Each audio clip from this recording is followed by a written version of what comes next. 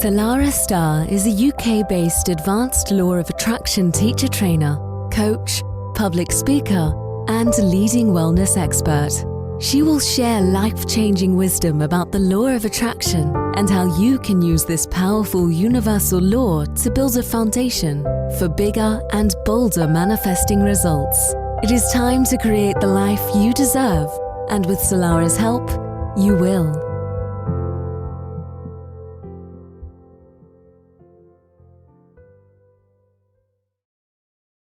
And the very warmest of welcome once again to Manifesting Made Easy with myself, Salarah Starre. I help you master your manifestations and your life. And it feels really good to be back with you once again, sharing lots of wisdom that I've gathered along the way, very enthusiastically, to be able to share with you how to overcome some of your law of attraction blocks, how to expand your consciousness, and how to lead your best life, because we all know that life can be a little bit tricky and challenging at times. And that's not me being negative Nancy, that is fact. But having tools like the law of attraction tools can help us to navigate through those challenges, come out the other end stronger, wiser, and with raised vibrations to be a magnet for everything we desire and more.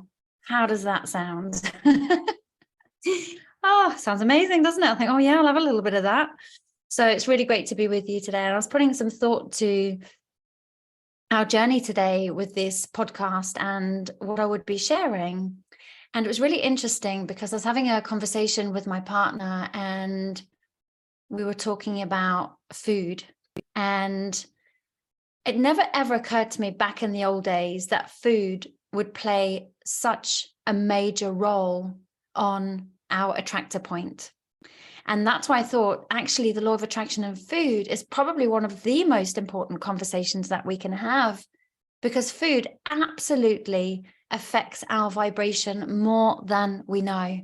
Now, I could go down many, many rabbit holes with this one. So I'm going to do my best to stay contained within this subject, because a bit like a tree, there's many, many branches for us to explore. But when I first started my law of attraction journey around about 2006, can't believe it. Is it like 17 years ago, maybe a bit more? I would never, ever have anticipated that the idea of food played such a major role in my manifesting at all. There I was back then, eating bacon sandwiches, drinking coffee like there was no tomorrow, putting 3 heaped teaspoons of sugar in my coffee, eating cakes and pastries and pasta and Marmite on toast, which I have to say I did enjoy the Marmite on toast. Very, very little water. And as I look back, I think, yes, I was so tired back then, so tired and so depleted, and definitely wasn't jumping out of bed like a ninja in the morning. Yeah, I had a lot of energy because I was younger, but still not really the amount of energy I could have had I have known what I'm going to be sharing with you. Now, remember, the law of attraction works on energy. It's all feelings, it's all energy, and the energetic frequency we are emitting attracts to us that of which is the same. So if I'm feeling low, tired, irritable, what do you think I'm going to attract back to me? Or what do you think I'm going to see in my world as a result of my point of attraction? Yep, you guessed it, more of the same. So it took a major life event to really bat me around the head and get my attention on this one. I don't know if you've ever noticed that the universe shakes you up to wake you up, right? Well, the universe had been shaking me for a while, and I think there was some kind of being up in the sky that went, right, Roger, get the baseball bat out. We really need to get her attention. Don't know why it's called Roger, but never mind. So anyway, it really did get my attention. So in 2015, I got sick, but I got very, very sick. Now, bearing in mind, I'd already been doing this work since 2006. A lot of people will say, you know, having done all this work, I should be X, Y, and Z. It didn't work like that for me. I noticed that there were loads of things I wanted to manifest, and I wasn't able to manifest them yet. I noticed that I was getting some things that I wanted, which was nice, but other things that I got, they would come, but they would be very diseased. So it wasn't a very easy journey. Everything felt like it was hard work. And in order to maintain the dream, my nervous system was just fried, having to work every single hour God sent. My relationships, even though I'd come a long way, was still needing a fair bit of work. And of course, my body basically was trying to get my attention for a long, long time. So for those of you who don't know about the mind-body connection, it's really, really important part of the law of attraction journey.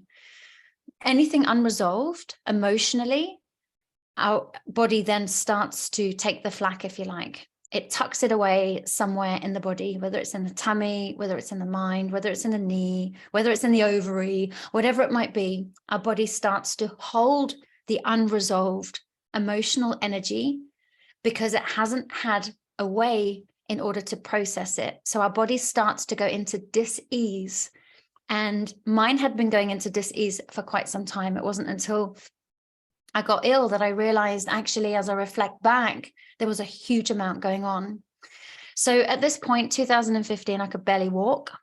My brain fog, oh my God, I don't know if you have ever had brain fog yourself, but it's really not a nice journey. It's like you're in the middle of a conversation and you don't even know why you're there, let alone what you're going to say.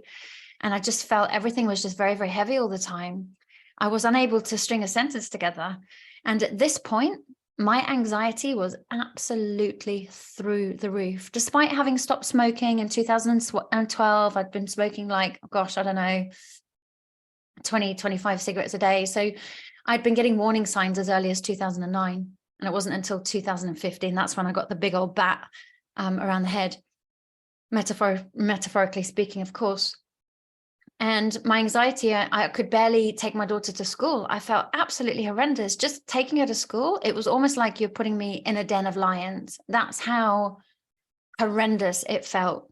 Now, bear with me. There's a reason why I'm telling the story. It's not to make the show all about me. It's to help illustrate a point, and some of which you may be able to relate to, or you might know somebody else that could do with this information. You might be thinking, because many people are becoming sick right now. So I didn't know, well, I didn't connect to how the dis-ease, notice I'm saying dis-ease in my body, would affect my manifestations. I was working with clients at that time, and I could barely keep my eyes open in some of my sessions. And I knew at that point that something major was wrong. Something was happening. But at that point, I don't, if you have experienced it, you'll realize that it's very difficult to connect the dots because a lot of this wisdom wasn't available to me back then. I've really had to figure out a lot of the stuff that I share with you the hard way. And I'm grateful because it means I can save you some time, hopefully. But at that point, I was in and out of the doctors with all sorts of diagnosis. One said I had a Morton's neuroma. I thought, what the hell is that? And he said, well, that's something runners get. I thought, yep, I haven't run since school. I try and avoid it at all costs if I can. So definitely that didn't ring true. Then I went to another doctor. They said I had a ganglion on my hand. I had a really swollen joint, and they said it was a ganglion. So I did a bit of a Google, and I was like, okay, you just smash it with the Bible and it dissipates. Great. There I was smashing it with the Bible, and it did nothing but irritate it even more. Nothing dissipated. So I went back to the doctor for a second opinion. And indeed, they said it wasn't a ganglion, by which time a couple of years had passed, right? So I was getting really poorly. This was leading up to 2015, actually. It was 2015 I got diagnosed. So this journey that I'm speaking about now was kind of between 2009 and 2015. Very slow, different kind of things that were happening. And I really felt like I was going around in circles, not really making any headway. And it was absolutely frustrating because if you're in the UK, as great as the National Health Service is for many, with this particular experience of mine, it was really, really frustrating because it felt like nobody was really getting to the bottom of it. I was just being sent off in all these different directions. None of them really resonated that what the problem was. And eventually I got diagnosed, went private in the end. I got diagnosed with rheumatoid arthritis, and I was 38 or something like that. My maths is horrendous. I probably wasn't 38, but it was around that. Felt very young. And it was age 42. I had a major operation, which I can speak about later. So it must have been a good 4 years in. So yeah, that's about right. And I started working with naturopaths and homeopaths. I mean, I'd always been into homeopathy anyway, but I really, dialed up my wisdom on all of this. And I went on a very painful but very, very enlightening journey. And I realized that actually through the stresses of my early years, some of you who have listened to my shows before will know that I had a very traumatic early start to life. And that in itself put me in fight or flight from a very, very young age. And that coupled with never, ever being educated on eating well at all. And, you know, my parents did the best they could. So this isn't about blame. We just didn't have any money. So it was very, very basic food. The inside of my body was really struggling. It was malnourished. I was having all sorts of symptoms, which would point to leaky gut syndrome. And from a very, very young age, I've suffered from severe anxiety. So a lot of that was to do with what I was fueling my body with. And I'll get on to how this fits in with the law of attraction. But with my journey with the naturopaths, I started to learn and explore food. And I started to notice the effects that food had on my body. And that's when I realized just how powerful the vibration of the right foods can either raise you up, and the vibration of the wrong foods can bring us down. Now, when I say right or wrong, everybody's body type is completely different. So this is not doctor's advice whatsoever. This is just my experience and an invitation for you to potentially explore something that could be the difference that makes the difference in your life. It was a game changer for me. Some foods, my joints would scream at me. Other joints would make me feel calm. Some foods would send me into a state of anxiety. Other foods would make me feel more peaceful. And it was a very slow journey, I might add. So I'm just like, you know, I'm not painting this picture that, oh yes, I'll just have this and I feel fine. It was a long process. But I started to realize that actually my rheumatoid arthritis was an absolute gift to me. It was the ultimate call of self-love. Now, for those of you who've listened to my podcast ongoing and follow me on Facebook and Instagram and do some of my events, you'll know that I believe powerful manifestations come from us returning to the vibration of love, because there's two teachers in the universe, the teacher of fear and the teacher of love. The teacher of fear will tell us that we can't do it, that we're not good enough, fill us with doubt, anxiety, depression, blame, guilt, you name it. The teacher of love will say, well, what if you are good enough? The teacher of love will nurture us and love us back to health. The teacher of love will be our cheerleader and fiercely loyal and send us on a journey that will help us to learn to love ourselves inside and out. So with regards to the vibration of food, I'd realized my whole life I'd been put into a program, or born into a program rather, that was quite the opposite of that.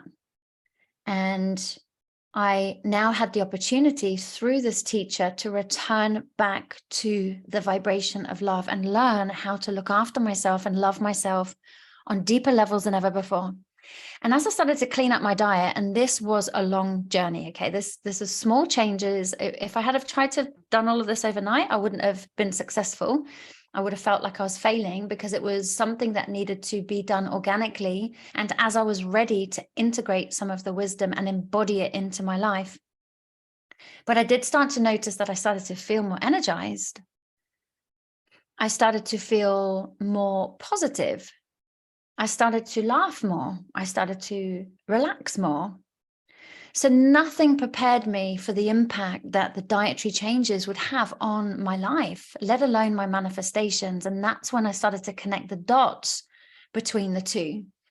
Because previously I would feel tired, irritable, low mood, anxious. Now, how on earth are we going to be able to create a sound and strong, solid foundation for high vibrational manifesting when the essence of our being is in so much pain and dis-ease? Now, you know, you might be thinking, well, I don't have this pain and dis-ease, but you also may get something from this podcast, because no matter where we are on the spectrum of on the vibrational scale, if you like, there's always one thing that can help us to move up to the next level. So you don't have to be like I was at one time on a family holiday in a wheelchair. You don't have to be in that absolute dire state in order to listen, because the universe brings us information like this that you're listening to help us give little clues along the way. The difference was I didn't listen, and my body had to really belt me one in order to get my attention. So when I started to omit certain foods that didn't suit my body type, and certainly were filled with pesticides, like say, for example, back then I was a meat eater, and the meat that I was eating wasn't high vibrational meat. It was low vibrational, cheaper meat from the supermarkets, filled with antibiotics, filled with hormones, the animals slaughtered inhumanely, so cortisol rushing through their little veins as they died. And that meat was diseased meat. Then we're ingesting that meat into our body and taking on some of the energetic frequency of the animal, its life and its suffering.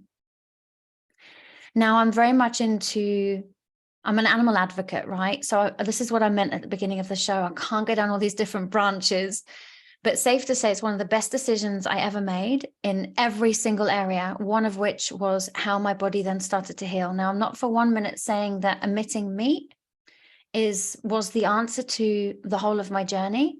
I sourced for a short period of time some very, very high quality meat, albeit it was expensive, but it was high quality, knowing that the animals had been looked after for most of their life. I still don't advocate it, right? So I just want to make that really clear. I don't see that there's any need to eat animals, but that's a topic of another conversation. And just for the purpose of this podcast today, we're talking about the energetic frequency of what we ingest will literally be absorbed by us physically and emotionally, and energetically will emit that frequency. And then the same can be said, let's use the example of an apple.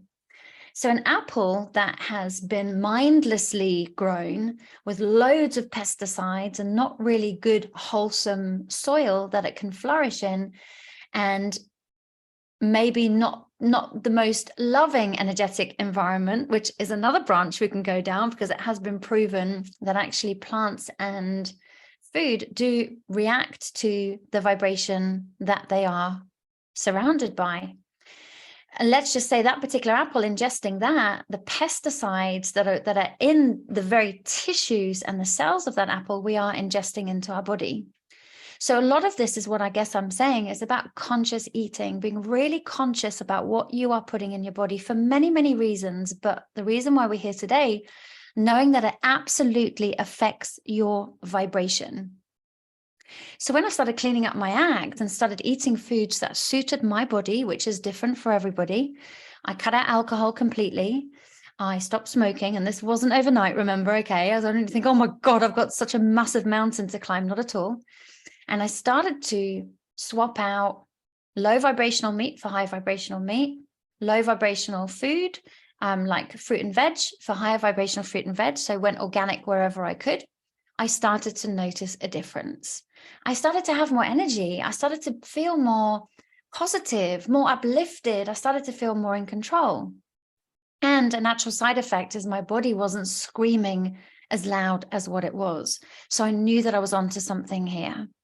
My manifestations started to become more pure. When I say pure, it didn't feel like they were diseased. Like if we try and manifest something in our life and we're feeling diseased in some way or another, whether that be in the mind or in the body, and it doesn't always have to be body, it can be, some people struggle mentally with all sorts of worrisome thoughts, dreading the future. That's a form of dis-ease as well. When our body's in dis-ease of any kind, it's not the most powerful foundation to create a manifestation from. When we are in a state of health and in a state of well-being and a state of clarity and energized, we are way more aligned. Our energetic receptors are picking up on higher vibrational frequencies, which means that our manifestations come to us with a lot more ease, a lot more grace, and a lot more flow. And I promise you, you don't have to push as hard. I remember when I used to say my affirmation a good 200 times a day to try and push it and force it and try and make it happen. You will happen, you will happen, you will happen. And yes, it happened, but by God, was it hard work. And when it came, it wasn't easy to maintain or hold on to. It just felt like it was tiring. So I'm sure some of you listening to this now, you'll be nodding, going, yeah, I feel the same. When we're energetically aligned from within and we look after our mind, our body, and our soul, we become a natural magnet. And we really, I said maggot then, didn't I? Did you pick up on that? A natural magnet, I thank you, for everything that we want and desire. And it does flow to us with a lot more ease and grace. And when it does come, it's way more sustainable. So today, I just wanted to invite you to explore where you could take your own journey to a new level based on the information that I'm giving, or at least start to investigate some things for yourself. You know, we have so much processed food and so much chemicals that come along with all these processed foods. There's no way that we're going to be able to think clearly. There's no way we're going to have the energy to take action to achieve our goals. But like I said, I had more energy and I started to feel so much better all around. So the foods I was fueling my body with provided me with energy that I had not felt in a really long time, if ever, actually. So even the colors in fresh foods that we're consuming can start to balance our energy system. And this is where the magic really starts to happen in our law of attraction practice. So like I said, I became happier. I became a lot happier. I'm still on the journey now. It's interesting. Just before this podcast, I've just been making some homemade coconut yogurt. And I tell you what, it's been a really interesting process because I'm really learning how to look after myself on deeper levels. So it's been proven that we have a second brain in our gut. And what we fuel our gut with directly affects our levels of dopamine and serotonin, but also our levels of cortisol and adrenaline. So dopamine and serotonin are the hormones that make you feel really good and uplifted and happy and at peace. And cortisol and adrenaline are the ones that flood your system and send you into fight or flight and just leave you feeling stressed out. Of course, in order for us to really vibrate on a high frequency, we want to consume foods that create that impact in our gut. The receptors in our gut that affect these hormones get turned on, depending on the food we're eating, of course. And that's when we start to notice the effect it has on our emotions and how we feel mentally. My emotions were up and down and all over the place. And I found a direct correlation between the food I'd consumed and how I was feeling emotionally and mentally. And it does take real awareness to really tune into your body. So I invite you to work with somebody that you feel has some wisdom that could help you with your next step of the journey. But what I started noticing with this newfound energy and clarity, I was able to call things that were on my vision board with a lot more ease. I didn't have to push and force anymore. Everything just flowed. And I allowed myself to be in a state of allowing. I'm allowing everything to just be as it comes to me. I'm shining brightly. It's a beautiful song by Alexia Chilin. I invite you to download that. It's a beautiful song. But that's what it felt like. It felt like I didn't need to do all of these foundational law of attraction practices anymore. I was ready to go to mastery. And the very fact of you being here today, listening to this wisdom, the universe is giving you an answer to potentially what could be standing in the way of your next level as well. So I love having these beautiful conscious conversations and taking a deeper dive into all the elements of the law of attraction. And I'd be very, very interested to know how this information's resonated with you today, or even if you have any questions about this. Very, very important question time. And of course, as always, please give me a like and a follow, because that does help the podcast to reach new people. And I want to reach as many people as I can with this wisdom. And reach out if you would like to join in on my 5D manifesting course. Some people don't know what 5D is. I had somebody say, oh, what's 5D? This is master manifestation. It's a 1-year container. We meet 90 minutes a month. If you want the VIP program, you can get access to a WhatsApp group where I'm very active every day answering your personal law of attraction questions.